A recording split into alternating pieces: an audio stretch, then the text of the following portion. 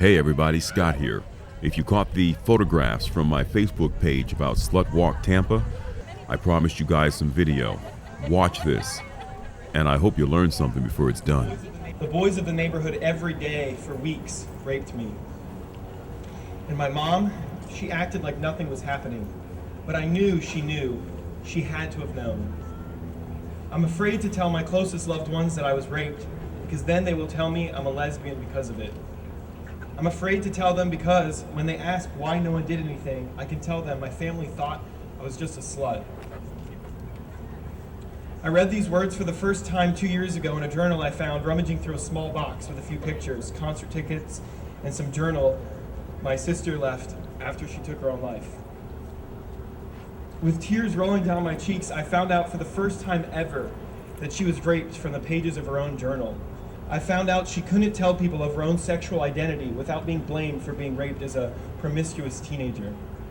You see, rape is apparently not wicked or cruel when the victim is a whore.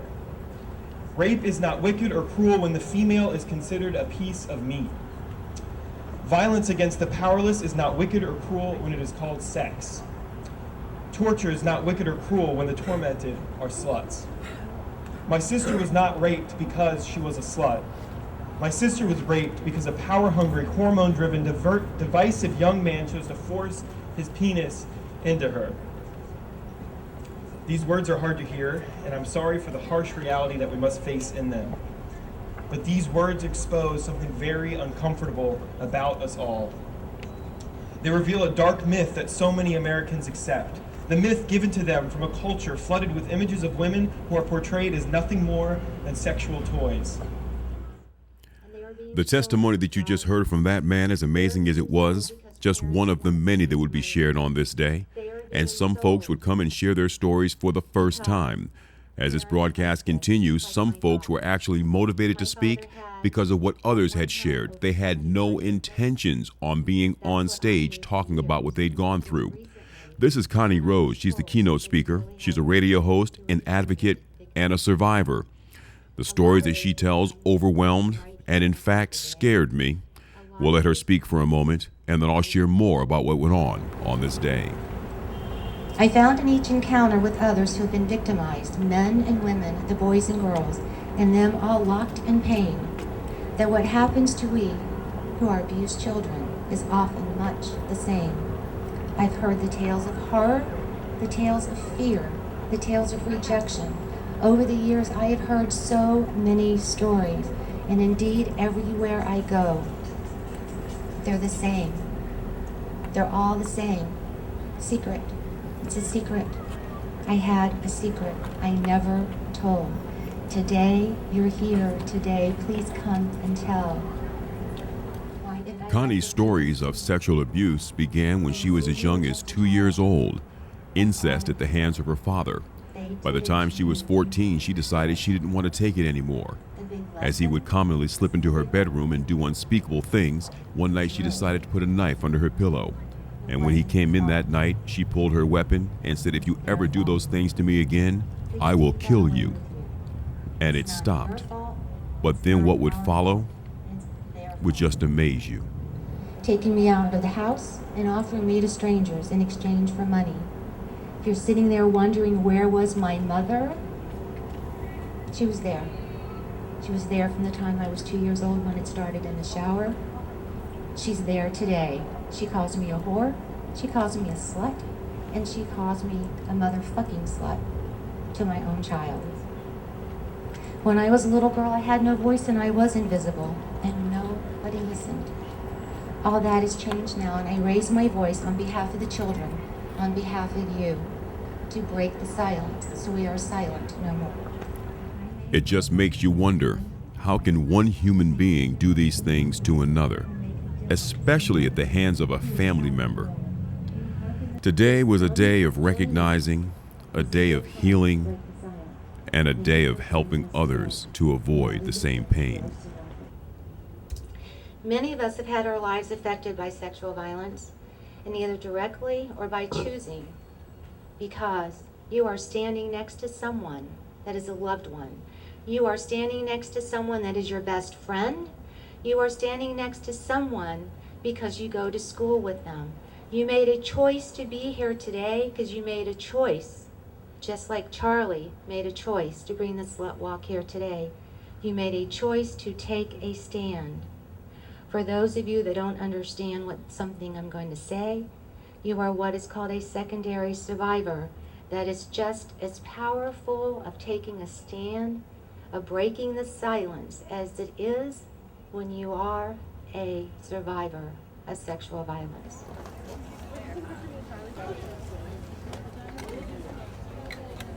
And it was my first week of college.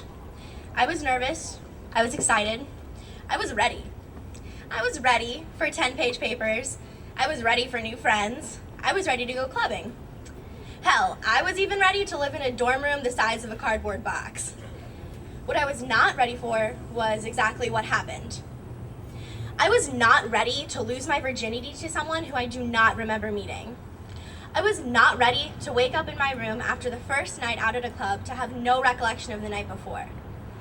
I was not ready to be driven to hospitals all day, to take a rape kit, to take countless drug tests, to have my clothes and sheets taken in as evidence. I was not ready to have the officer handling my case call my mother and tell her that I probably just had too much to drink and I just now regret what happened. And I was sure as hell not ready for my case to be closed with absolutely no retribution on my end. I was not ready for my entire year. I was not ready for my entire life to be affected so greatly by just one night. I was raped my first week of college by someone I have never met. What do I think happened? I was roofied. But the police report won't say that because by the time I was transported to the hospital, there had been a 10-hour window of time, and roofies are out of your system by 8. The tests will tell you that there was absolutely no drugs or alcohol in my system, but I'm here to tell you that if I was in any way of control of myself, I would not have chosen to lose my virginity to some random guy I knew nothing about.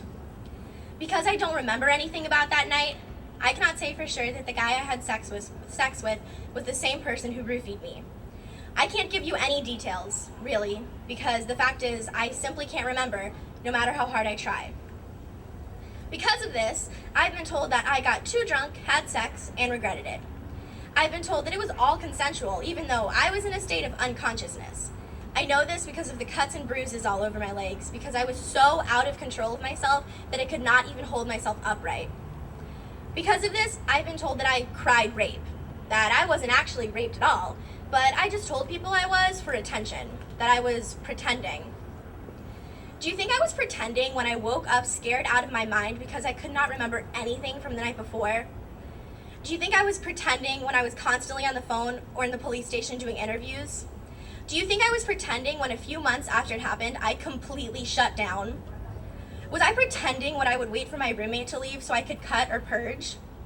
Was I pretending when I was clinically diagnosed with depression and anxiety disorder? Was I pretending when I near about flunked out of the college of my dreams? Not because I wanted to, not because I just wasn't doing the work, but because I was too embarrassed that someone would be able to look at me and tell that I was really messed up. And here's the better question. Do you think I was pretending when I just happened to stumble across the word SlutWalk online, did a little research, and emailed Charlie in my scared little voice saying, I want to help you. I like this. This is good. I was not pretending. And I was not pretending when Charlie asked me to make a video responding to Mr. Loophole's idiotic and disgusting remarks when he said that women victimize men by dressing in a sexually provocative way. I did not go out my first night in college with the intentions of getting someone to rape me and screw up their life. And I imagine none of you had those intentions either. But that video was the first time I openly admitted to the world that I had been a rape victim. Correction, that I was and am a rape survivor. We are all here for our own reasons. Whether this is our silent screw you to our rapist, a big old silent screw you to the police officers handling our case, a screw you to any person that hurt you, that made your recovery more difficult than it had to be, that called you a slut in a negative way. It's one of those words that can mean lots of things. The only thing I'm sure of is slut does not mean I got dressed up and looked sexy tonight because I wanted some pig who is obviously too creepy or too unattractive to get any ass on his own to rape me. and the floodgates were open. From here, you'd be amazed how many would volunteer, some telling their story for the first time, to heal and to help. My earliest memory of it was when I was about 4 or 5 years old. When you are that young and it happens to you, you don't understand what it is. But in my young mind, I knew it was wrong. My other sister, the one that was born after me, shared my fate. Every night, our father will crawl in our beds and do stuff that fathers are not supposed to do to their daughters. It was horrible, facing that person every day and pretending that everything is okay. So I started drawing pictures of my experiences and hide it somewhere. One day, my mother found my pictures and angrily asked where I have learned to draw such dirty pictures. And I told her the truth about me and my sister. Needless to say, my mother became really upset with me and my sister. Abused women carry a bad stigma in Philippine society. They are looked down upon because most of them are blamed for lack of better judgment and ignorance. I was accused of being ungrateful and a liar, and after what happened, we resumed a normal home life again. We never talked about it, but the abuse did not stop until I was about 13 years old. If there is one thing that I did in my life that I am quite proud of, it's that given the circumstances of what happened to me and my sister, I know that I am a victim, but I never treated myself as one, nor did I try to feel like one. I excelled in school and was admitted to University of the Philippines, one of the best universities that you can go in Southeast Asia. I now have a beautiful 3-year-old daughter named Luna, who is my life. This is for everyone who's struggling daily in life, and to my sister whose birthday is today, and like me, did not let it bring her down. She's graduating soon as a biochemistry major. I'm horrible at public speaking, by the way, so this is absolutely, I don't even know for me. Okay, so when I was 4 to 5 years old, about a year, I was molested by my uncle. At night, when I would stay over at my grandparents' house, he would go into the room where me and my sister were both asleep. He'd wake me up, grab my hands, and he would walk me to his room. This happened for a while, and every time after we were finished, he would say, okay, if you tell anybody, I won't be your friend anymore. And I was just a little kid. I didn't know that was that big a deal, and I was really friendly, so it's like losing a friend as a little kid. That's horrible, right? After about a year, when I was 5, I told my mom.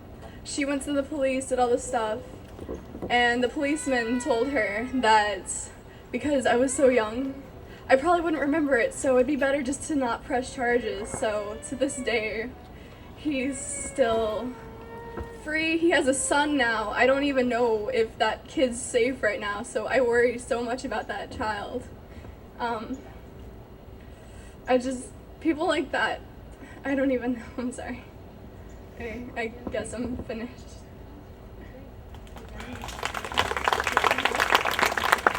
Hi, my name is Jasmine, and when I was 15, I was sexually molested by a friend of my mom's friend. And if it hadn't been for my mom calling me out of the room to ask me to come help her with something, I would have been raped that day. And it affected me for a while. I haven't been able to actually date a guy yet because I'm too scared that he'll figure out what happened or that he'll try the same thing. And this guy was in his late 20s and he was mentally retarded. So when I told my mom what had happened, she told her friend, they said we couldn't go to the police because they would say that he didn't know what he was doing was wrong, that what he was doing was wrong, and that the police wouldn't be able to do anything about it. And this is only my second or third time even telling anyone about it, and the second time I told anyone about it was actually today. And I just kind of wanted to come up here and share that story. So thank you guys for listening. I wasn't gonna come here and talk, I turned to my friend Sarah and I said, watching the other people, I don't know if I can talk about this. Like, I don't know if I want to go. And Sarah right here turned to me and said, I'll go if you go. So I came. I was raped when I was 16. I mean, that's it. Like, it happened. I was drunk and I was drunk. Like, I went to a party drunk. I got drunker. I was sitting on the couch, and the guy who invited me has his hands all over me, down my pants, in my shirt. I'm trying to get him off of me. I'm saying, I don't want to do this. There's people around, like, get me out of here. He said, don't tell me what to do. Took me to the bathroom and raped me. And I've never really had a problem talking about it. To my friends, I told them what happened. I think they helped me through it. And I just want people to know that you can talk about it. Things get better after a while. It's always gonna hurt, but sometimes it gets not as bad. Thank you, everybody. Have a good day.